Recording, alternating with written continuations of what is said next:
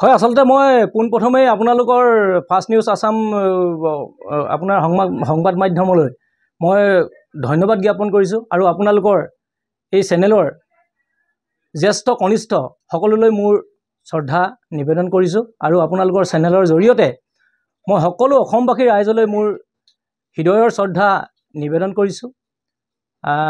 Actually খুব দুখৰ বিষয় 2025 চনটো মই আগতেও কৈছোঁ মোৰ ফেচবুক লাইভত 2025 চনটো আমাৰ বৰ বেদনাদায়ক। কেইবাজনো আমি মহান শিল্পী আমি অসমবাসীয়ে 2025 চনটোত হেৰুৱাবলগীয়া হ'ল।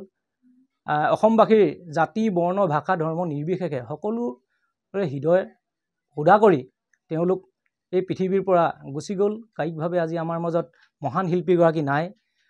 তেখেতক আমি একচুৱেলি কেনেকৈ জীয়াই ৰাখিম তাৰে চিন্তা চৰ্চা কৰি এটি গীত কৰিলোঁ তেওঁৰ শ্ৰদ্ধাঞ্জলিত।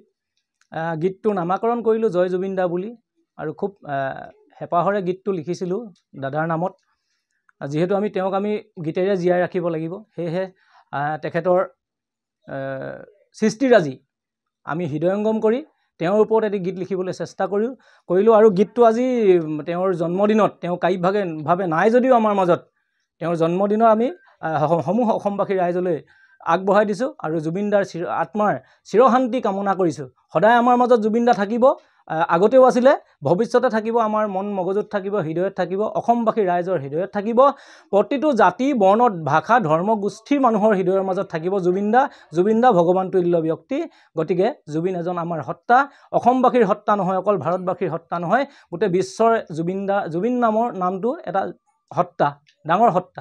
গতিকে তেওঁক জীয়াই ৰখাৰ প্ৰয়াস কৰিছোঁ।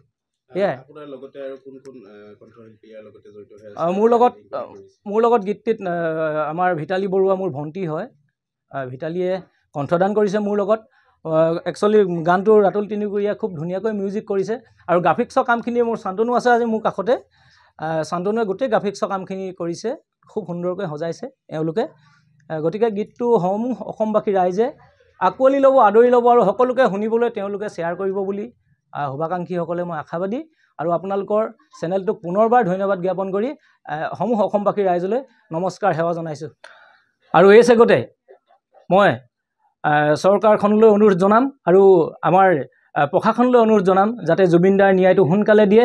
সকলো অসমবাসী ৰাইজে আশা কৰি আছে জুবিন দা কেনেকৈ মৃত্যু হৈছিলে, কি হৈছিলে ঘটনাটো, তাৰ কাৰণে সকলোৱে বাট চাই ৰৈ আছে। গতিকে আমিও সৰু ব্যক্তি হ'লেও, আমি সাধাৰণ ব্যক্তি হ'লেও আমিও বহুত আশাৰে ৰৈ আছোঁ। গতিকে জুবিন দাৰ ন্যায় বিচাৰি আপোনালোকৰ চেনেলৰ জৰিয়তে চৰকাৰলৈ অনুৰোধ থাকিল আৰু আমাৰ প্ৰশাসনলৈ অনুৰোধ থাকিল।